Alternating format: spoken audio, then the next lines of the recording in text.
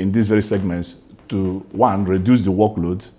Then there is this other service that is still built into air traffic services we call the alerting service. Alerting service means a service provided to notify appropriate organizations like NEMA or any other search and rescue organization regarding an aircraft that is in distress and requiring urgent assistance, or in case of an outright aircraft accident. So that's a very, very important function. Then we have the other ones like flight information service, where you just provide information and advice that are necessary for the safe and orderly conduct of flight, like meteorology, weather warnings, and all the stuff, and the existence of other hazards. Okay.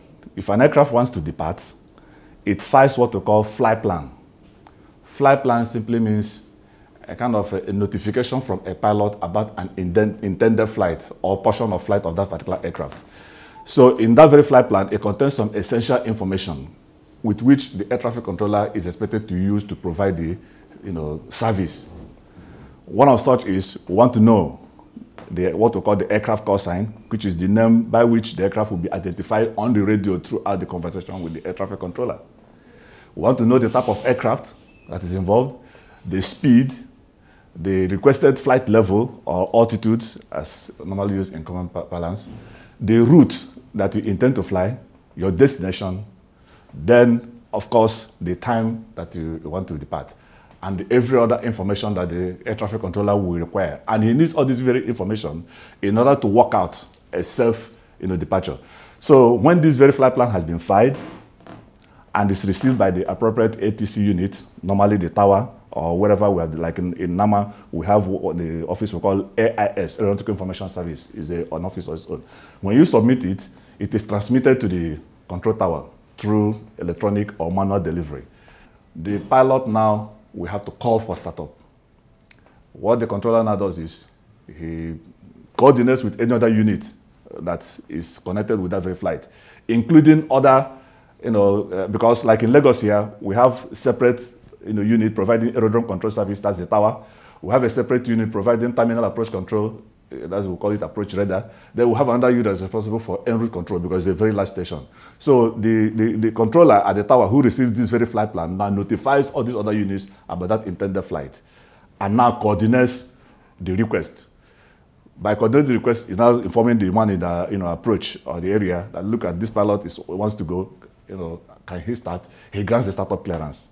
From the startup clearance, the man that is at the area control center, because he's the one who is going to handle the man in the en route phase, will issue the ATC clearance. The clearance will now contain whether that level that the pilot requested is granted, and if it is not available because of other conflicting traffic, he amends it as it is necessary to maintain safety.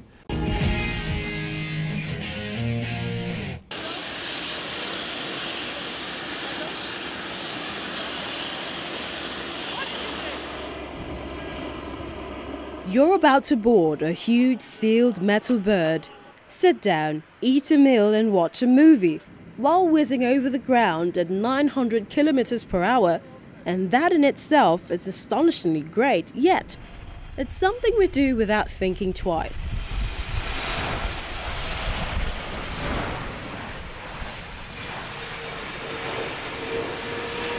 Here are 5 more weird things to ponder while you take to the skies.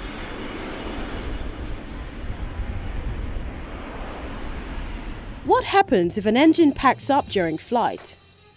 There is absolutely no problem.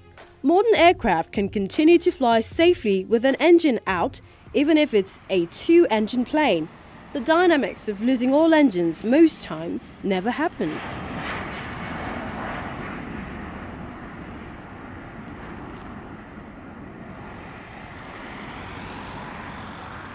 Oxygen mask just flopped down. How long have I got? When the aircraft is at cruise altitude and you're breathing normally, about 15 seconds before you start to feel short of breath. Another 15 seconds and you could pass out. That's the reason the safety briefing advises you to put yours on before helping anyone else. The oxygen system will keep you pumping for about 15 minutes, which is plenty of time for the pilot to fly the aircraft to a lower altitude. Can an aircraft door be opened in flight? No worries.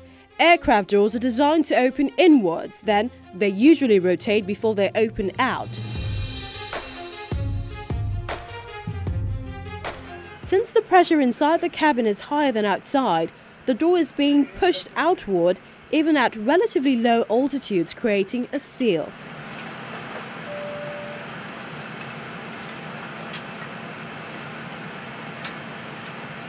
You'd need to overcome that seal to move the door inward, and that's more than any human or half a dozen super strong humans could do.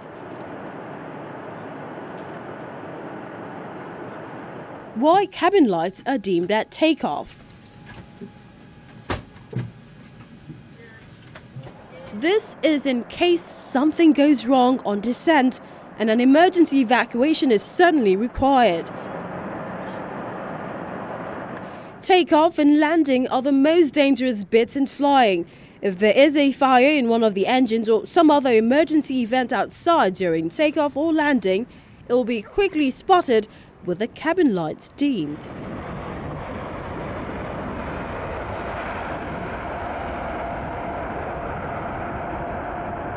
Where's my life vest? Under the seat usually, but you might want to check. Sometimes people souvenir these handsome fashion items. If it's not there, do alert the flight attendants, while the chance you'll never need it is infinitesimally small. While the chance you'll never need it is really small, you wouldn't want to be the one treading water when all the other passengers are bobbing around in their pretty yellow life jackets.